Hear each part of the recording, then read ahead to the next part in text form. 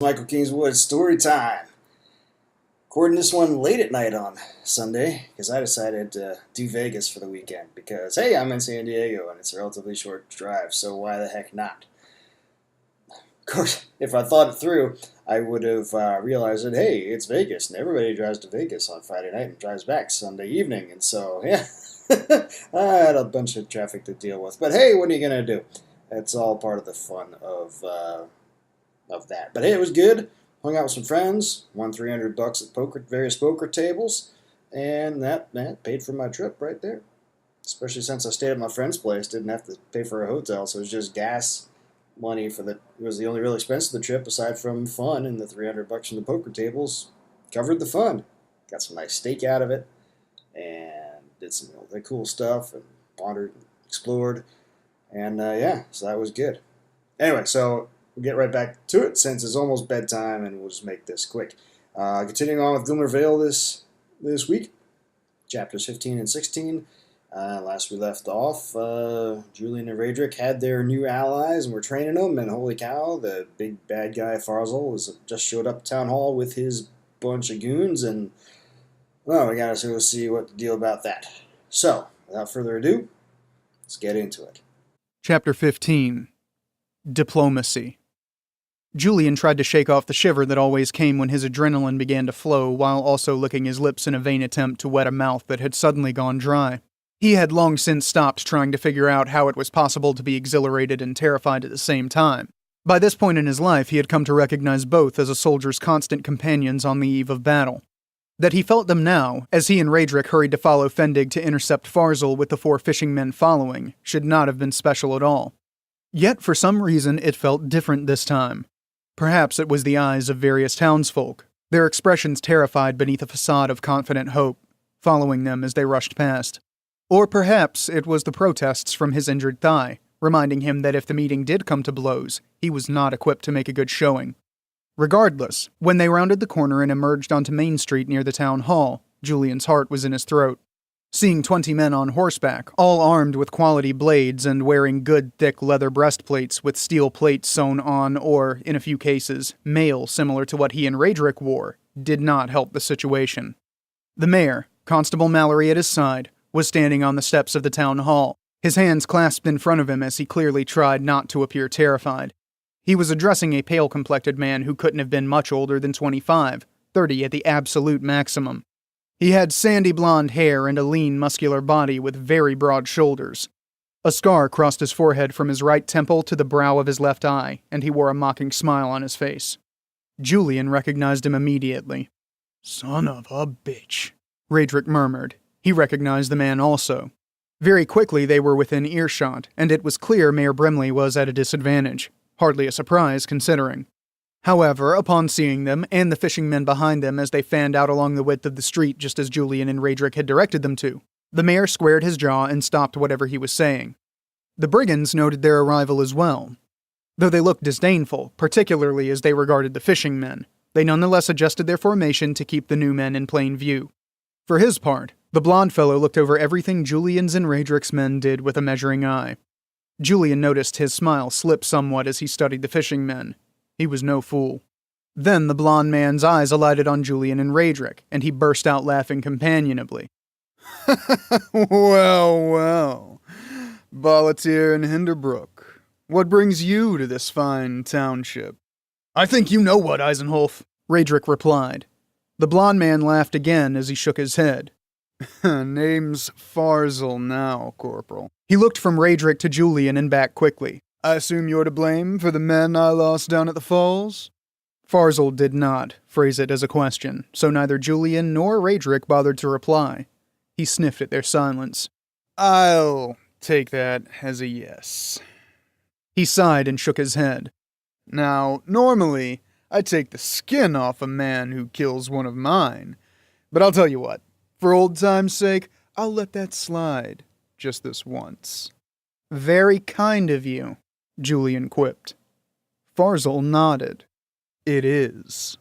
"You obviously know each other." The mayor's tone was confused. Farzal laughed again. "Oh, we know each other all right. We're closer than brothers, aren't we, boys?" We were, Raedric replied. Turning to address the mayor, he continued. We served together in the army. He was a squad leader in the other platoon in our company. Constable Mallory's expression grew even more severe than it had been before as he processed Raedric's words. If anything, the mayor looked more worried than ever. Farzal ignored them, though, focusing his attention fully on Raedric and Julian. And it looks like I was wrong about you two. His mocking grin returned as he spoke. I thought you had swallowed the propaganda completely, but look at you now. Julian got a sinking feeling in his stomach. This was about to get ugly. Glancing aside at Raedric, he could see that his friend had the same thought. If Farzal suspected... What are you talking about? The mayor's worry and confusion was obvious from the trembling of his voice. His eyes flitted back and forth between Farzal and the two friends, and he mopped his brow with a trembling hand. Farzal's grin only deepened as he looked at the mayor. They were no more released from their enlistment than I was. No one was to be released. Looking back at Julian and Raedric, he spat out, You left of your own accord, didn't you? You deserted. There it was, out in the open for all to hear. The sinking feeling became a cold lump of dread that radiated chills throughout Julian's entire body. There was no denying Farzal's accusation. It was the truth, after all. In the long silence that followed, all eyes turned onto them. Julian felt the urge to run away. Not out of fear, but out of shame. The constable's stare, the respected look of a colleague earlier, now held contempt. The mayor's was worse, because his face was that of a man who had abandoned hope for despair, and was ready to do violence to the one who had taken that hope. In this case, Julian was painfully aware that he was the one. Farzal laughed again and turned his attention back to Mayor Brimley. So those two were to be your mighty saviors, were they? He shook his head and snorted. Payment is due in 2 weeks. Don't be late. He nodded and his men began turning their horses away. A trio set off down Main Street, 2 columns of 5 spread out to either side of the street and began moving at a slower pace. Outriders and flankers taking station, Farzal looked back at Julian and Raedric briefly. You two boys really ought to think about joining up with me. The authorities won't treat you any better for trying to play hero here when they catch you. There's strength in numbers, my friends. We can make very good money together. You won't find a better deal this side of the grave. Not a chance, Raedric replied, taking on the stern tone he saved for green men under his charge who were making trouble. I'll make you a deal. Right out of here now and don't come back. Farzal looked, if possible, even more amused than he did before. As he rode away and the rest of his men followed, his laughter echoed in his wake. Julian watched the brigands grow steadily smaller until, not long after they rode past the town limits, they turned to the right and rode out of view. Swallowing, he braced himself, then looked back at the mayor and the constable. Disbelief, disapproval, hope, despair, terror, anger. All those and more were contained in their expressions. I suppose you'd like an explanation, he said. They both nodded. Mayor Brimley gestured toward the town hall. In my office. Mayor Brimley's office occupied most of the second floor of the town hall, which wasn't saying much considering the entire town hall took up less than the Orlocks tap room. Despite being small, it was well appointed, with ornately carved furniture made from darkly stained wood, no doubt harvested from the forested hills north of town. The desk was particularly impressive, a massively constructed, ornately carved piece that had clearly been designed to intimidate people on the receiving end of its occupant's attention. Julian certainly felt intimidated, or if not intimidated, at least threatened and judged. It was only natural considering, but he still didn't like it. The mayor sat in his chair and looked at them over steepled fingers. Constable Mallory, a grimly disapproving expression on his face, stood beside the desk with his arms crossed over his chest. The fingertips of his right hand drummed rapidly on the muscles of his left forearm as though from anxiety. He probably couldn't wait to put them in irons. Local law enforcement often received generous compensation from the kingdom for capturing deserters. As though he was reading Julian's mind, Mayor Brimley said, Why should I not lock you both up right now? Raedric replied, We're helping you. The hell you are! You've not made any progress. In fact, you've made things worse for us. The mayor leaned forward in his chair and scowled. Fazel raised his price to, as he put it, compensate the families of the men he lost, the men you killed. Before we knew anything about what was going on here. So you say, Constable Mallory interjected. Why should I not think you've been playing us from the start? For all we know, you could be in league with him. How stupid do you think he is? Julian asked. What are you talking about? Julian sighed. If we were working together, why would he tell you about us? Mallory blinked and scowled, then nodded with obvious reluctance. Fine, said the mayor. That doesn't change the facts about you, does it? Why should I trust you at all? Julian and Radric shared a long look. Then Julian shrugged. Tell him, Ray. Mayor Brimley knew most of it already. He might as well know it all. Radric nodded. Julian could tell his friend was as reluctant as he was, but there was little choice in the matter at this point. Drawing a deep breath, Radric began talking. Chapter 16. Lawful Orders. Radric's heartbeat filled his ears, the thudding so loud he almost couldn't hear the screams of wounded and dying men all around him. He paid neither sound any mind. His only focus was the man in front of him and the movement of the man's sword. They had danced around each other for an eternity. 3 passes, and still neither had struck home with his weapon. Through the prism of his concentration, Radric felt a grudging respect for the man. He was the enemy, yes, and his nation had waged brutal war against Radric's homeland. But he was skilled, and he fought with honor. It was hard not to appreciate that. All around him, men on both sides of the battle had stopped their fighting. Those in the immediate vicinity formed a loose ring around him and his opponent. All eyes watched as though entranced. All enmity was forgotten before the spectacle of the mighty duel. Flexing his fingers on the grip of his saber, Radric advanced slowly. The man circled to the left, and Radric pivoted to follow. He feinted upward, but pulled back from the true attack as the man simply countered, a lightning-fast cut at waist level that forced Radric to leap backwards to avoid having his guts spilled. Landing lightly on the balls of his feet, he had to dodge aside immediately as the man followed his cut with a rising thrust toward Radric's chest. He barely avoided the tip of the man's sword by twisting his torso as he moved to the left, but he felt the blade tug at his mail for a heartbeat before he pulled clear. Slightly off balance, the only counter he could muster was a quick kick upward with the ball of his right foot. A soft grunt accompanied the satisfying feeling of his boot striking the man's side, and the man stumbled. Grasping his side with his left hand, he fell to the ground. Radric moved in, but again the man's reflexes nearly proved his better. Rolling onto his back, Radric's foe made a wide cut at ankle height, forcing Radric backward just long enough for the man to spring onto his feet in a single fluid move. They paused for a moment, eyeing each other carefully. Radric's opponent moved his hand from his side and returned it to the hand-and-a-half hilt of his sword.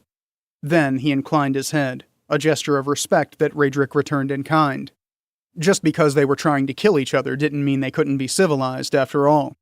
Then the man advanced. His blade flicked upward, then abruptly descended toward Radric's front knee. Nearly taken by the initial feint, Radric froze for half a heartbeat. Too late, he pivoted backwards, moving his front leg to the rear, but not before taking a deep cut to his thigh above his kneecap. Grimacing at the flash of pain, and ignoring the cheers from several enemy soldiers as their fellow finally drew blood, Radric cut downward with his saber in time with his pivot. The razor-sharp edge of his weapon arced toward his opponent. The man's eyes widened, and he pushed backward off the balls of his feet, his only defensive option with his blade still whistling downward and follow-through from his cut. Blade and man both were a blur of motion that suddenly stilled. A fine spray of red flicked from the tip of Radric's saber, which was otherwise unstained. The man blinked, and his jaw dropped open in bafflement as he raised his left hand to the side of his neck. As his fingers touched the skin of his throat, blood began flowing from the cut. At first, it was a slow seep.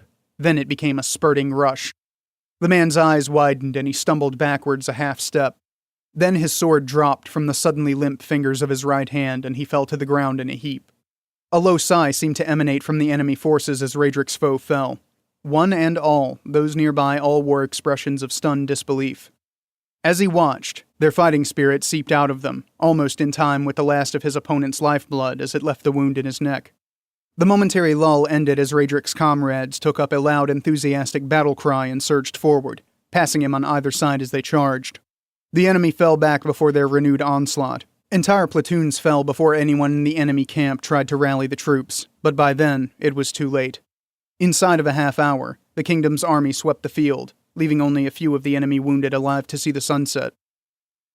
Besting the enemy army's champion in single combat, Corporal Balatier single-handedly dealt a devastating blow to enemy morale, enabling our forces to win a decisive victory. Corporal Balatier's unflinching bravery, unrivaled skill at arms, and stalwart example reflected great credit upon himself and were in keeping with the highest principles of service to the throne. The brigade's executive officer finished reading the citation as the colonel pinned a medal, green and blue fabric separated by a strip of gold from which dangled 2 miniature crossed swords made of silver, onto the breast of his uniform doublet. "Congratulations, Corporal," he said. "Thank you, sir." The colonel returned his salute, then turned to the assembled troops and led them in a round of applause. Raedric stood at attention and tried not to blush at all the attention. Soon enough, the official ceremony was over, and Raedric limped down from the podium. He was eager to get back to his tent and change into less formal and more comfortable attire, and for a bath and a good night's sleep, followed by a week of leave back in Callus. It wasn't often that a soldier could partake in such luxuries, but the High Command tended to pull out the stops after a great victory, and by any measure, last week's battle had been just that. His squad intercepted him at the bottom of the stairs. The 5 men he knew best in the world clustered around him, offering their congratulations along with good-natured quips, then walked with him back to their tents. It was a slow journey, and not just because of his injury. Throughout the camp, men he knew by name, by face, or not at all stopped to wish him well. One and all, they wore the exuberant expression of men who had not just survived, but conquered, in the face of what they all thought going into it was almost certain death. The mood at their company's tents was more subdued, though. Men were hurrying about, putting their gear in order as though getting ready for action instead of preparing to go on leave. What was going on? The platoon sergeant answered the question as soon as he saw Raedric and his squad. "Leave's cancelled. We're heading out." Raedric's spirits, soaring high a moment ago, sank like a stone. "Where to?" "The scouts uncovered an enemy outpost about 20 miles from here. We're to take it out." The company assembled on the crest of the hill overlooking the enemy outpost. To Raedric, it didn't look like much more than a country village. It consisted of 15 or 20 buildings clustered around a central green. There was a small encampment of some sort on the east side of town, halfway around the town from their hill. Maybe that was the target. "Doesn't look like much, does it?" Hinderbrook said. Raedric looked sidelong at him and grunted. The scouts say it's a key outpost. Is everyone else ready?" Hinderbrook nodded. "Good. You know the signal." Little else needed to be said. The men in Raedric's squad were well drilled at this point. Months in combat conditions had melded them into a team that was second to none. Sometimes it almost seemed like they were reading each other's thoughts, the way they fought as a unit. It was a beautiful thing to see in action. There was not long to wait. Maybe 10 minutes later, the word passed down the line to make ready. Raedric gripped his reins more tightly and forced down his growing anxiety. He needed to be cool and collected to lead his men correctly. It would be all the more important since he was not at his fighting best. Then a whistle sounded from the center of the line and was picked up by the platoon leaders. Advance at a trot. Raedric dug his heels into his horse's flanks and began to post in time with their steps. Again into battle. Would there never be an end? Where was the enemy? Everywhere Raedric looked, old men, women, and children fled before the company's advance. But not a one of them had a weapon of any kind. Confusion reigned on the faces of his squad members as well. They had their weapons at the ready, but there was no one to use them on. The scouts and intelligence people had fed them bad information before, but never this bad. At the platoon leader's order, Raedric veered away from the main column and led his men to investigate a collection of outbuildings. Eager to actually accomplish something, his men fanned out as they neared the buildings. Dismounting, they quickly kicked in all the doors and conducted a search. Their faces when they returned were more confused and almost dejected. "Just a few kids hiding out. Other than that, there's nothing here at all, Corporal," Laramie reported. "Better bring the kids along so we can muster them with the others. We don't want them getting hurt by mistake." "Right." It took a few minutes to get the kids out of their hiding spot. In the end, Hilbreth had to sing a song to coax them out. He had a fine singing voice and a kind nature, so these sorts of things always seemed to fall on him. Soon enough, though, they were all formed up with the smaller kids riding ahead of them on their saddles and the bigger kids walking alongside. They made for the town commons, or whatever the locals called the central green. Standard procedure was to muster civilians there, where they could be accounted for, while the unit finished its sweep. That had the dual effect of preventing surprises during the search and minimizing the chance of harming the civilians. Suddenly, a plume of smoke began to rise from the other side of the village, then a second and a third. Screams reached Raedric's ears, coming from the direction of the commons. What was going on? Raedric reined in and turned to his men. They all looked as nervous and confused as he did. "Let the kids down!" Raedric looked for the oldest of the children and pointed at him. "You there! Do you know a better hiding spot than those buildings we found you in?" The youth nodded, his eyes wild with fright. "You're in charge. Take the others and go there. Do not come out again until you see me come back and tap myself on the head with the flat of my sword. Do you understand?" The youth nodded and began herding the other children together. Seeing that he had things in hand, Raedric turned to his men. "Let's go. Keep on the alert." Weapons drawn, his squad charged into the village at a canter. More smoke plumes were rising now, and the screams and shouts were louder than ever. Biting back a curse, Raedric turned into the commons, and cursed out loud. The commons was a scene right out of a slaughterhouse. Everywhere he looked lay hacked civilian bodies. Soldiers, mounted or on foot, chased down fleeing people and cut them down without hesitation. Some unfortunate women did not get that mercy. Several had been stripped naked and were being raped by soldiers. On the far side of the commons, a large group of civilians was being herded into a large building, the town hall maybe. Sitting on their horses in the center of the commons, the company officers pointed and shouted orders. "What in the hell is going on here?" Raedric demanded in a fury. Just then, the soldiers finished herding the civilians into the building. Then they chained the doors shut and backed away. The company commander, a grizzled older captain, glanced at Raedric and scowled. "New orders from High Command, Corporal. Scorched earth. Take no prisoners and leave no support for the enemy. Send a message that continued resistance means death for everyone." Though his tone of voice was strong as always, his posture and expression said he was as troubled by this change as Raedric was. That did not stop him from turning to the soldier leading the contingent who had just herded the civilians into the building and ordering, "Burn it." The soldier looked a bit sick, but saluted and turned away to carry out the order. Was he serious? Raedric barked, "No, sir, we cannot do this." The captain's scowl became deeper. "We can, and we will. More specifically, you will. Private." The soldier who received the order to burn the building turned, flaming torch in hand. The captain gestured to Raedric. "Turn the duty over, Private." To Raedric, he said, "Burn it, Corporal. Do it now." The private handed the torch over, looking relieved to be rid of it. Unable to believe what was happening, Raedric looked down at the torch in his hand, then back at the officers. Behind him, the members of his squad murmured amongst themselves.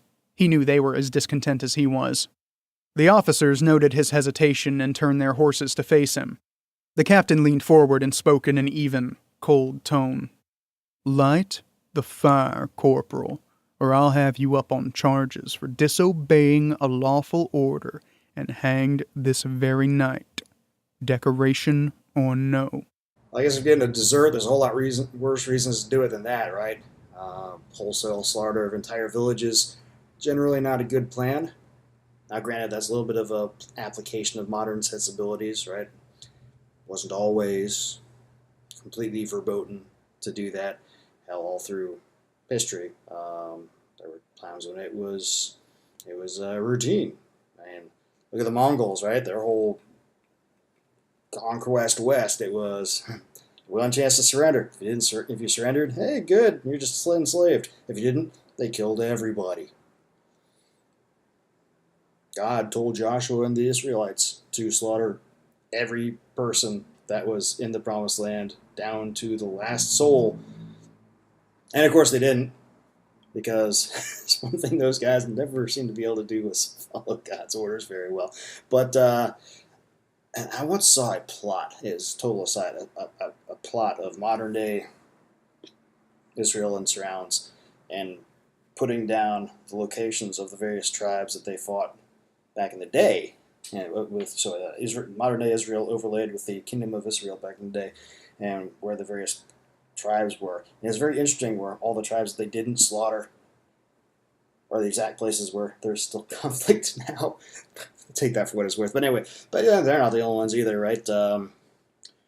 The description of the sacking of Jerusalem when the first Crusaders came by is fairly fairly graphic. Of course, some hyperbole there, right? Because they said it was like knee deep blood running through the streets. I don't know about that, but and certainly the Muslim conquests were bad, and hell, don't get.